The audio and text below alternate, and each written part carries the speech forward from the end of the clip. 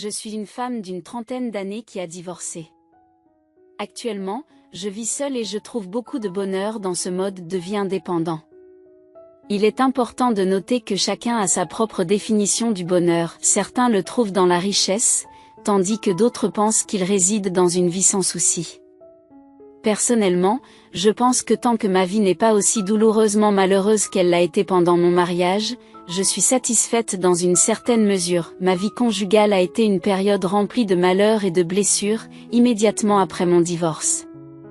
Au début, je ne révélais pas les raisons de mon divorce lorsque les gens me posaient des questions, mais je considère maintenant qu'il s'agit d'un processus de guérison. Aujourd'hui, je vis confortablement et joyeusement, ce qui me donne l'occasion de réfléchir à mon passé. Par chance, je suis née fille unique dans une famille aisée. Ma mère était en mauvaise santé, et il était donc risqué pour elle d'avoir d'autres enfants. Mon père a donc décidé que je suffirais, j'ai donc grandi comme une enfant unique, choyée et comblée par mes parents. Ils m'ont appris que si je travaillais dur et que je restais en bonne santé, je pourrais réaliser tout ce que je voulais jusqu'à ce que j'achève mes études universitaires. Je ne manquais de rien et j'étais profondément choyée par mes parents, à l'abri des difficultés de la vie et d'une innocence béate. Pendant ma première année d'université, j'ai rencontré mon futur ex-mari, sans me douter qu'il ouvrirait la voie à mon malheur. Je suis tombée follement amoureuse de lui. Rétrospectivement, on dit que les gens sont souvent attirés par ceux qui sont leur parfait opposé, et je crois que c'est la raison pour laquelle j'ai été attirée par lui. Je suis née et j'ai grandi en ville, j'y ai fait mes études et j'y ai travaillé, alors que mon mari est originaire de la campagne, plus précisément du sud profond, selon lui. Ses parents n'avaient aucune attente à son égard, car leur principale préoccupation était de survivre, compte tenu de leur situation de pauvreté.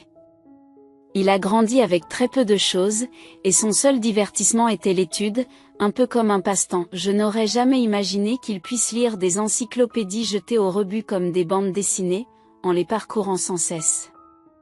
Ses vastes connaissances et son large éventail d'intérêts l'ont rendu célèbre pour son érudition. En outre, il excellait dans les études, fréquentant un prestigieux lycée d'une grande ville. Il était très motivé pour obtenir de bonnes notes et réussir, ce qui lui a permis d'intégrer une université prestigieuse. En revanche, j'ai eu le luxe de recevoir les meilleurs professeurs particuliers pour chaque matière et d'étudier dans un environnement confortable. Je me souviens très bien de lui. Nous étions camarades de classe à l'université, et lorsque j'ai appris l'histoire de sa vie, j'ai eu l'impression d'être plongé dans un drame télévisé captivant. Bien qu'il ait le même âge que moi, il dégageait une maturité qui dépassait la mienne. Il y avait quelque chose en lui qui dégageait une aura de résilience, comme s'il avait la force de surmonter tous les défis que la vie lui lançait. De plus, il avait une innocence indéniable et était incroyablement beau, ce qui poussait de nombreuses filles du campus à se disputer son attention. Cette popularité n'a fait que créer une certaine distance entre nous, compte tenu de la popularité de mon mari. Cependant, c'est lui qui m'a abordé en premier, et nous sommes finalement devenus un couple bien connu sur le campus. La curiosité a pris le dessus, et je n'ai pas pu m'empêcher de lui demander pourquoi il avait refusé toutes ces filles qui lui couraient après et avait développé des sentiments pour moi à la place. Avec un sourire timide, il m'a répondu. « Tu as l'air d'une fille innocente qui n'a jamais connu d'épreuves dans la vie. J'ai eu une vie tellement difficile que je me suis sentie attirée par toi, quelqu'un qui semblait avoir mené une existence plus protégée. » J'ai eu du mal à saisir le véritable sens de ses paroles, ne sachant pas s'il se moquait de moi ou s'il me faisait un compliment. Quoi qu'il en soit, j'ai compris qu'il était attiré par moi précisément parce que nous étions si différents l'un de l'autre. Tout au long de notre deuxième année, nous avons maintenu notre statut de couple sur le campus, même lorsque mon mari s'est engagé dans l'armée. Je lui suis restée fidèle et n'ai pas poursuivi d'autres relations. Après avoir obtenu mon diplôme, j'ai trouvé un emploi dans une entreprise prestigieuse et j'ai soutenu mon mari lorsqu'il a terminé son service militaire et repris ses études. Bien que nous ayons eu notre lot de disputes, notre relation a duré très longtemps. Mon mari a terminé ses études 2 ans après moi. Grâce à ses notes exceptionnelles, il a postulé dans la même entreprise que celle où j'étais employée. À notre grande joie, il a rapidement reçu une offre d'emploi. Notre relation, qui avait pris naissance sur le campus, s'est ensuite transformée en une relation de travail. Naturellement, tout le monde a supposé que le mariage était la prochaine étape pour nous, et nous partagions la même hypothèse. Entre-temps, j'ai commencé à économiser de l'argent pour notre mariage tout en travaillant dans mon premier emploi. Le salaire de cette grande entreprise était relativement élevé, surtout pour un jeune diplômé comme moi, ce qui m'a permis d'accumuler des économies substantielles en seulement 3 ans. De plus, comme je venais d'une famille aisée, ils insistaient pour que je ne dépense pas d'argent pour eux, ce qui renforçait encore mon épargne. À mon insu, mon mari menait un style de vie complètement différent. Dès qu'il recevait son salaire, il en envoyait immédiatement la moitié à sa famille. Il vivait dans un modeste studio et devait consacrer une part importante de ses revenus au loyer et aux autres dépenses du ménage. La situation n'était pas facile pour lui. Il essayait désespérément d'économiser de l'argent, mais chaque fois qu'il y avait un événement ou une urgence, la famille de mon mari lui demandait plus d'argent. On attendait toujours de lui qu'il subvienne aux besoins de sa famille, et il leur envoyait donc de l'argent sans hésiter. Malgré son désir de me demander en mariage, il n'a pas pu se résoudre à le faire après que j'ai découvert la vérité sur ses obligations financières à l'égard de sa famille. Cette révélation m'a fait hésiter, mais comme nous étions ensemble depuis longtemps et que j'aimais sincèrement mon mari, je lui ai d'abord dit que je comprenais et je l'ai même demandé en mariage. Compte tenu de la stabilité financière de ma famille et du fait que nous avions fréquenté la même université et travaillé pour la même entreprise réputée, ses parents m'ont accueilli à bras ouverts. Cependant, mes propres parents semblaient réticents à accepter pleinement mon mari comme leur gendre. Ils ont fini par l'accepter, en tenant compte de sa situation financière. Ils nous ont même aidés à organiser notre mariage et nous ont offert une maison de jeunes mariés. Je voudrais faire une demande. Je vous demande seulement de vous occuper de notre fille, Elisabeth. C'est tout ce que j'attends de vous. Bien sûr, père, je comprends qu'Elisabeth est trop bien pour moi, mais vous me permettez d'épouser votre précieuse fille, alors je m'engage à l'aimer et à prendre soin d'elle pour le reste de ma vie. Vous pouvez me faire confiance pour être un gendre fiable. Je ferai de mon mieux, en vous traitant tous les deux comme si vous étiez mes propres parents. Je sens que je peux compter sur vous. Je n'ai jamais eu de fils et je n'ai élevé qu'une fille. Si bien que je me suis souvent demandé ce que cela ferait d'avoir un fils. J'ai envié ceux qui ont des fils, alors j'apprécierais que tu te comportes comme un fils pour nous, Alex. Je n'attends rien de plus de toi. Sois heureux et profite de la vie. C'est tout ce que je veux, maman. Ne t'inquiète pas, papa. Alex est vraiment quelqu'un de bien, et si tu crois en lui, il sera un gendre merveilleux pour toi. C'est la personne que j'ai choisie pour être mon mari, et j'ai entièrement confiance en lui. Je serai très heureuse. Nous nous sommes mariés sans aucune complication. Je pensais que nous n'aurions aucun problème à vivre ensemble, mais avant et après le mariage, j'ai rencontré de nombreuses différences inattendues. Les parents de mon mari avaient une exploitation agricole dans le sud rural, ainsi qu'une petite société de distribution. J'ai trouvé étrange qu'ils reçoivent encore une aide financière mensuelle de la part de mon mari. Curieuse, j'ai interrogé sa mère, qui m'a expliqué qu'il s'agissait simplement d'un arrangement commercial. Elle a parlé d'un petit magasin et a déclaré qu'ils avaient de la chance s'ils ne subissaient pas de pertes. L'argent qu'Alex leur a envoyé était donc, j'espère qu'il continuera à nous envoyer de l'argent pour nos dépenses domestiques. J'espère que vous ne vous y opposerez pas. Nous aurons du mal à nous en sortir sans cet argent. Certains suggèrent d'augmenter le montant maintenant que nous avons une belle fille, mais je ne m'attends pas à cela. Il serait bon de continuer comme avant. Je n'ai pas pu refuser quand ma belle-mère l'a dit de cette façon. Ce n'était pas la première fois qu'elle le demandait, il s'agissait de maintenir un soutien continu. Je ne pouvais donc pas refuser. J'ai incité mon mari à maintenir le même soutien financier, ce qui nous a permis de gérer nos dépenses en les divisant. Cependant, il ne s'agissait pas d'un partage égal. Connaissant la situation de mon mari, j'ai contribué davantage aux dépenses du ménage et aux achats nécessaires. Au bout d'un an, mon mari m'a demandé s'il pouvait réduire sa contribution, en invoquant le fait que ses parents lui demandaient plus d'argent. Il m'a fait part de ses difficultés et m'a dit qu'en consacrant 500 $ aux dépenses du ménage, il lui restait à peine de quoi déjeuner. J'ai été surprise par la somme qu'il leur envoyait, et l'argent du déjeuner est devenu une préoccupation. L'entreprise de son père était en difficulté, ce qui l'a poussé à emprunter de l'argent à sa propre entreprise à un taux d'intérêt plus bas. C'était difficile, et j'aurais souhaité que son père ne poursuive pas son activité si elle lui causait de telles difficultés. Bien que sa mère ait suggéré qu'il valait mieux éviter les pertes, leur entreprise les avait pris au piège, ce qui les obligeait à persévérer même en cas de perte. J'ai proposé de prendre en charge les dépenses du ménage. Mon mari s'est montré reconnaissant mais s'est excusé, promettant de reprendre les paiements dès que son salaire augmenterait, sans en avertir ses parents. Il se sentait coupable, je m'inquiétais pour les affaires de son père et je me sentais responsable en pensant à l'avenir de nos enfants. Lors d'une visite de vacances à ma belle-mère, celle-ci s'est confiée à moi, bouleversée par les expériences de ses amis avec leur belle-fille. Mais avant qu'elle n'ait pu terminer sa phrase, nous avons été interrompus. Lors d'occasions spéciales ou de fêtes, elles reçoivent des cadeaux substantiels en argent et des cadeaux somptueux tels que des vêtements et des sacs à main de marque de luxe. L'étalage ostentatoire de leur richesse devant moi blesse profondément ma fierté, à tel point qu'il m'est difficile d'apprécier un repas. Il m'est apparu que ma belle-mère, d'une manière subtile, exprimait ses désirs, incapable de demander ouvertement de l'aide lorsque son mari rencontrait des difficultés financières avec son entreprise. Malgré mes efforts pour comprendre son comportement particulier, j'ai eu du mal à rester calme face à ces allusions indirectes. Elle dépassait les limites en faisant des demandes inappropriées, laissant entrevoir des attentes qui semblaient déraisonnables.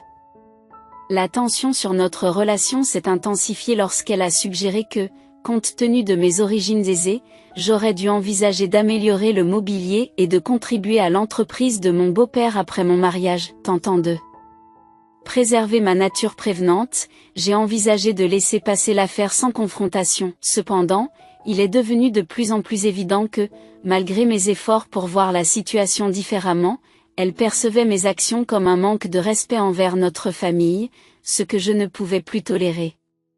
De plus, j'ai appris des rumeurs selon lesquelles l'argent que mon mari, Alex, envoie à la maison n'est pas utilisé pour sa famille, mais plutôt pour nos dépenses. Exprimant son mécontentement, ma belle-mère a demandé pourquoi, travaillant pour une grande entreprise, je semblais les traiter plus mal qu'un chien errant. Se sentant profondément offensée, elle a insisté sur le fait que je leur devais un soutien financier plus important. En réponse, j'ai défendu mes contributions, soulignant que j'avais déjà couvert des dépenses importantes, y compris la maison dans laquelle nous vivons actuellement, et j'ai remis en question l'attente d'une aide financière supplémentaire. La conversation s'est envenimée et j'ai été laissée sans voix par le raisonnement absurde qui m'a été présenté.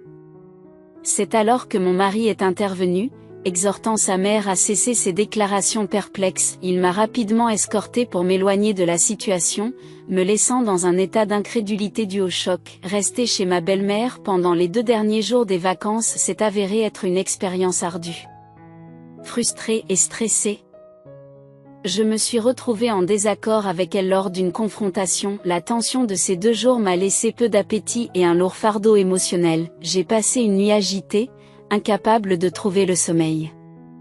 Mon seul désir était de rentrer chez moi le jour de mon départ. Cependant, ma belle-mère a exprimé son mécontentement, se demandant pourquoi je partais si tôt, et a brusquement pris mes bagages des mains de ma mère. « Pourquoi fais-tu cela ?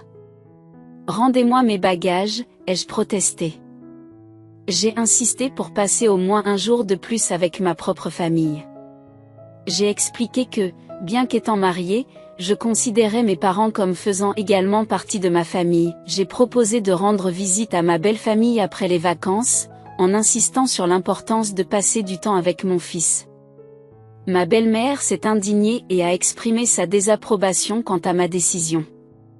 À mon tour, j'ai été contrariée et j'ai déclaré que je partirais de moi-même. Elle m'a reproché de m'être exprimée de manière aussi déraisonnable et d'avoir haussé le ton, soulignant les attentes d'une belle-fille. Au milieu de tout cela, mon mari et son père sont entrés dans la pièce, cherchant à comprendre ce qui se passait. Ils se sont interrogés sur les raisons du désaccord et mon mari m'a défendu en déclarant qu'il restait encore un jour de vacances. Il a demandé pourquoi j'insistais pour partir, soulignant que nous avions passé 2 jours sur 3 ensemble. J'ai répliqué en exprimant mon désir de passer du temps avec mes parents, qui m'attendaient. Ma déception s'est accrue tandis que mon mari abordait nerveusement la situation devant ses parents. Plus tard, sur le chemin du retour, je l'ai confronté à son comportement et lui ai demandé des explications. Il a soupiré et m'a demandé de laisser tomber, expliquant que sa mère était une personne émotive qui souhaitait passer plus de temps avec moi. J'ai insisté en lui demandant s'il avait l'intention de rester plus longtemps lors des prochaines vacances. Il a rejeté l'idée, affirmant que c'était difficile en raison de la proximité de ses parents. J'ai suggéré de leur rendre visite avant ou après les vacances, mais il a fait valoir que pendant les vacances, mes parents se sentaient négligés, passant la saison des fêtes seuls, comme s'ils n'avaient pas d'enfants. J'ai été déconcertée par son manque de compréhension et d'empathie à l'égard de mon désir d'être avec ma famille. Je me suis sentie déçue par sa réponse et déçue par son comportement à l'égard de ma mère émotive. Je n'arrivais pas à comprendre comment une belle-fille pouvait accepter tout, surtout lorsqu'elle était confrontée à des demandes déraisonnables. L'anniversaire de ma mère était aujourd'hui. J'aurais aimé que mon mari lui dise quelque chose de gentil, ne serait-ce que quelques mots. Je n'ai pas pu me résoudre à lui dire quelque chose de plus lorsqu'il m'a critiqué, me faisant douter de ce que j'avais fait de mal. Mais lorsqu'il m'a fait des reproches et a exprimé sa déception, je me suis sentie si frustrée que les larmes ont été la seule réponse possible. J'étais déçue de ne pas avoir tenu compte de ses sentiments et de sa situation lorsque j'ai choisi d'être avec lui. C'est à ce moment-là que j'ai commencé à m'éloigner de mon mari. Notre mariage manquait de communication, bien qu'il ait reçu une augmentation, il ne contribuait pas aux dépenses du ménage. J'ai dû assumer toutes les responsabilités financières, ce qui m'a amené à me demander s'il était juste de continuer ainsi.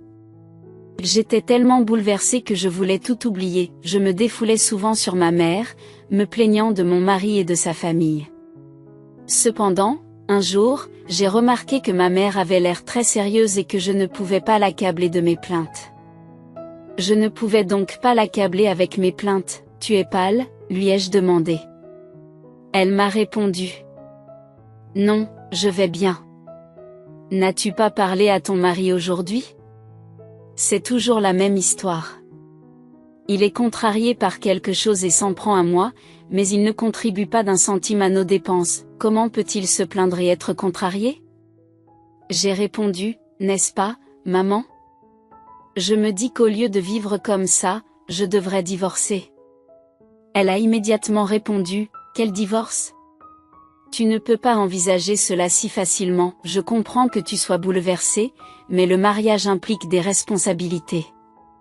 Pourquoi n'essayez-vous pas d'en parler avec votre mari ? Vous étiez heureux ensemble. Votre père a besoin de cette positivité pour reprendre des forces. Confuse, j'ai demandé, et papa ? Pendant longtemps, ma mère a hésité avant de me dire la vérité, et je n'ai pas pu retenir mes larmes. Ton père a un cancer de la rate, le pronostic n'est pas bon.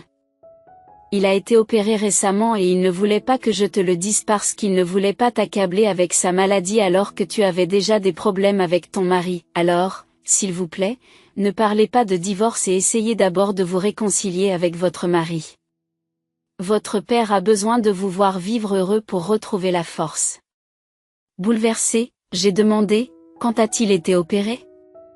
Qu'a dit le médecin ? Ma mère m'a répondu, il a été découvert tardivement et le cancer s'est propagé. Le pronostic n'est pas favorable. Submergée par la peur et la tristesse, je me suis demandé, que dois-je faire maintenant ? Je ne peux pas imaginer une vie sans mon père. Je souhaite désespérément que rien de tout cela ne soit vrai.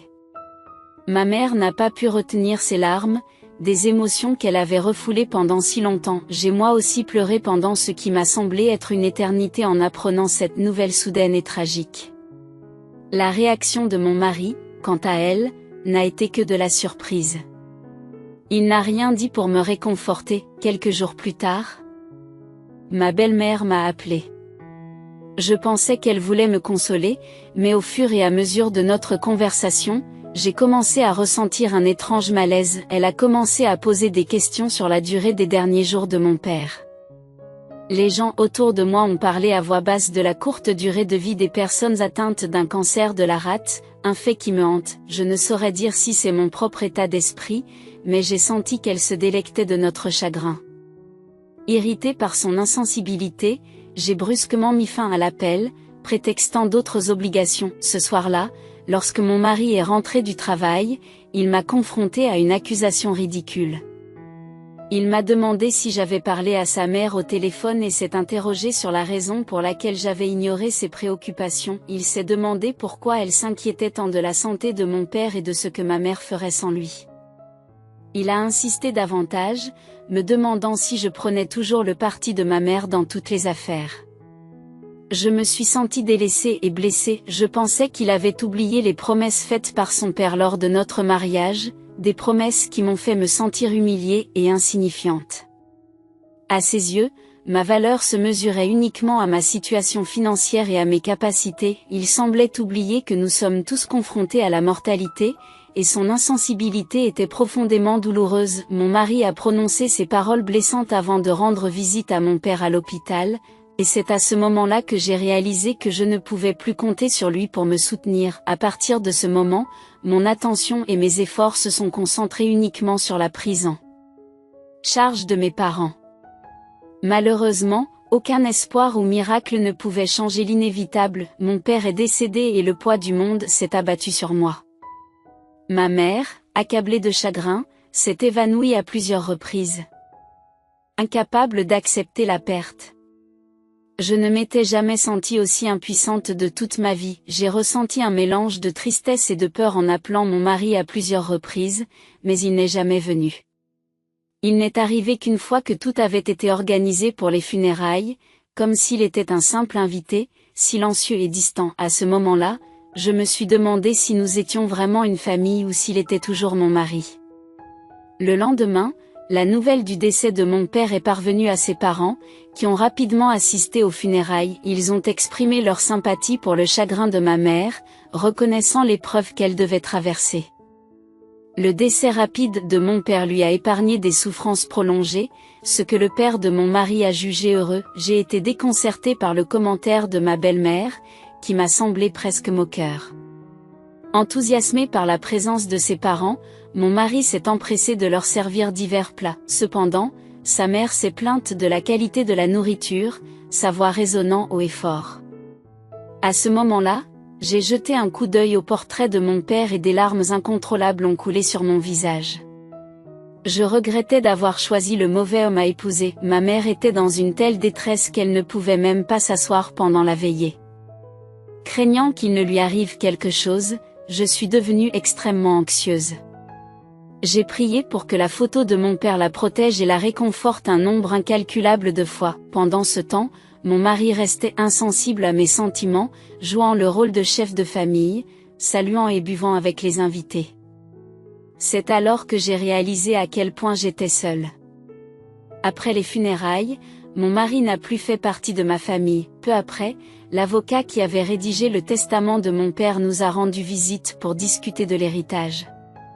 J'ai été choquée d'apprendre que les biens de mon père dépassaient de loin mes attentes. Issu d'une famille aisée et fils unique de ses parents, il avait hérité d'un patrimoine important et possédait une petite entreprise très rentable. Cependant, je n'avais jamais été pleinement conscient de l'étendue de sa richesse. La révélation de l'avocat m'a laissée stupéfaite. L'expression du visage de mon mari était si exagérément surprise qu'elle en était presque grotesque. Mon père m'avait légué un immeuble de grande valeur situé dans un endroit privilégié de la ville, ainsi qu'une maison de ville pour ma mère. Tout le reste m'avait été légué également, mais ma mère s'est interrogée sur l'utilité d'une telle richesse lorsque mon père n'a plus été là et a fondu en larmes. À partir de ce jour, ma belle-mère a commencé à venir chez nous sans préavis. 2 semaines plus tard, j'ai pris un jour de congé pour m'occuper des questions fiscales liées à mon héritage. Ce jour-là, je me suis retrouvée seule face à ma belle-mère. Elle avait apporté une abondance de nourriture, un comportement qu'elle n'avait jamais manifesté auparavant, alors que mon mari n'était pas encore rentré du travail. D'accord, mais elle a dressé la table pour moi, en exprimant une réelle inquiétude. J'ai fait attention parce que tu n'as pas beaucoup mangé. Cela peut paraître étrange, mais le fait est que les défunts sont partis et que les vivants doivent continuer à vivre. Maintenant que ta maman est seule, tu ne penses pas qu'il est essentiel de prendre soin d'elle? Prends soin de toi, fais un effort pour manger. C'est important. Tu n'avais vraiment pas besoin de faire ça. Qu'est-ce que tu racontes? Sommes-nous de simples étrangers? Nous sommes une famille. Si je ne veille pas sur toi, qui le fera? Essaie un peu, dit-elle affectueusement. J'ai réfléchi. Bien qu'elle l'ait déjà fait à d'autres occasions, cette fois-ci, cela semblait plus intentionnel, comme si elle se souciait vraiment de moi. J'ai commencé à me sentir à l'aise, pour la première fois. J'ai ressenti de la gratitude. Tandis que je savourais mon repas avec gratitude, elle m'observait attentivement et finit par me révéler ses intentions cachées. Maintenant que tu manges bien, je me sens soulagée. C'est triste pour ton père, mais Alex m'a dit qu'il t'avait laissé un bel héritage. Quelle générosité de sa part! J'ai posé ma fourchette et j'ai demandé à ma belle-mère ce qu'il t'avait dit. Elle a continué en me demandant pourquoi je ne mangeais pas plus. Je lui ai expliqué que je n'arrivais pas à manger plus et je lui ai assuré que c'était bon. Mais elle n'a pas tenu compte de ma réponse, continuant sa conversation et ignorant ma présence. Il m'a fallu toute ma retenue pour ne pas jeter la vaisselle sur la table. Ne vous méprenez pas. Les affaires de votre beau-père ne sont pas florissantes, c'est comme verser de l'argent dans un puits sans fond. Mais avec un peu d'expansion, l'argent commencera à se multiplier. Nous avons du mal à trouver des fonds, alors pourriez-vous envisager de vous séparer de l'héritage qu'il vous a laissé? Je ne vous demande pas l'aumône, considérez cela comme un investissement. Une fois que notre entreprise aura prospéré, l'argent vous reviendra. Tout le monde y gagne, je ne pouvais pas comprendre. Pourquoi devrais-je le faire? Pourquoi suis-je obligé de faire cela? Je n'y ai aucun intérêt, pourquoi me faites-vous taire? Votre belle-mère fait un effort pour communiquer. Faites preuve d'un peu de considération, nous sommes de la même famille. Vous n'avez pas de cœur quand il s'agit d'affaires familiales. Pensez à nous plutôt qu'à vous ou moi, votre argent est notre argent, et notre argent est le vôtre. Tu ne peux pas voir les choses de cette façon, je connais bien notre situation actuelle et je pense qu'il est bon que vous preniez l'initiative de la résoudre. Il est décourageant de voir à quel point vous avez été inflexible et peu coopératif. Même mon fils exprime sa lassitude face à votre comportement. Souhaitez-vous vraiment passer le reste de votre vie sans l'amour de mon mari? Qu'est-ce que c'est que cette idée?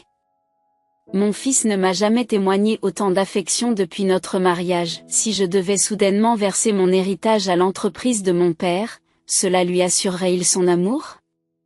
Épargnez-moi les rires, j'envisage de divorcer de votre fils. Le vrai caractère d'une personne apparaît en temps de crise, et lors de l'enterrement de mon père, votre fils s'est comporté comme une canaille. Avais-tu l'intention de te débarrasser d'un tel fils sur moi, en prenant pour toi l'argent durement gagné par mon père? Êtes-vous un pilleur? Je n'en reviens pas. Comment peux-tu dire de telles choses? Me qualifier de voleur simplement parce que je possède des richesses? Posez la question à n'importe qui dans la rue, s'agit-il d'un vol ou d'un comportement normal? De plus, votre entreprise, qui semble avoir un appétit insatiable pour les fonds, était vouée à l'échec dès le départ. Réveillez-vous à la réalité. J'ai étouffé ma colère, mais j'ai fini par ne plus supporter sa présence. Dans un accès de rage, j'ai affronté ma belle-mère lorsque mon mari est rentré à l'improviste.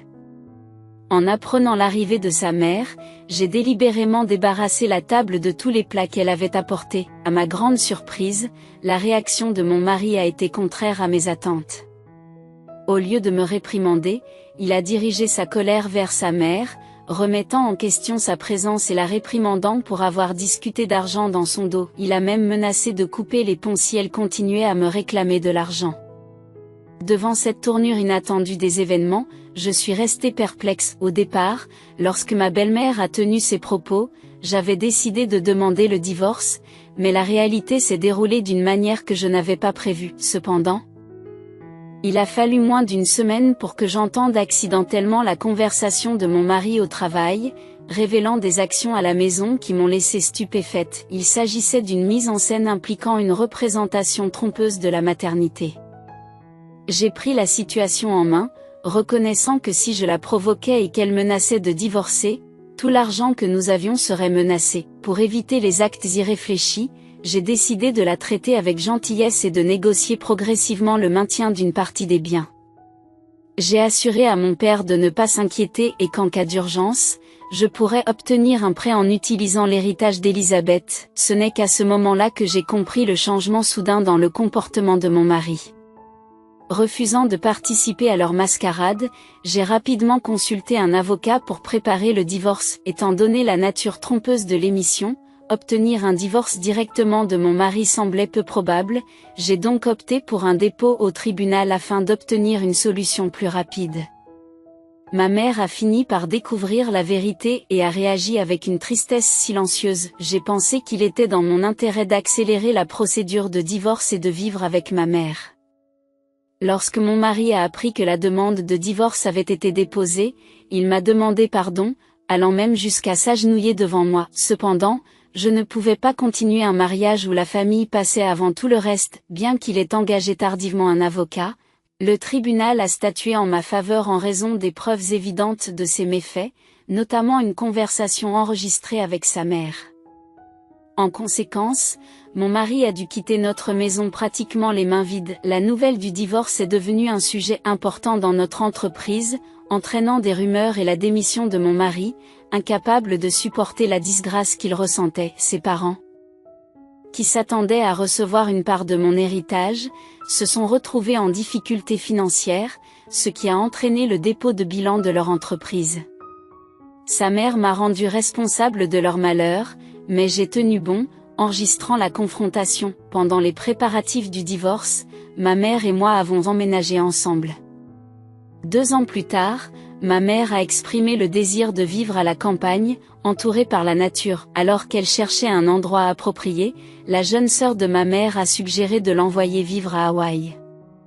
Par conséquent, nous vivons maintenant séparément, ma mère profitant de sa vie à Hawaï. Elle a retrouvé sa joie de vivre.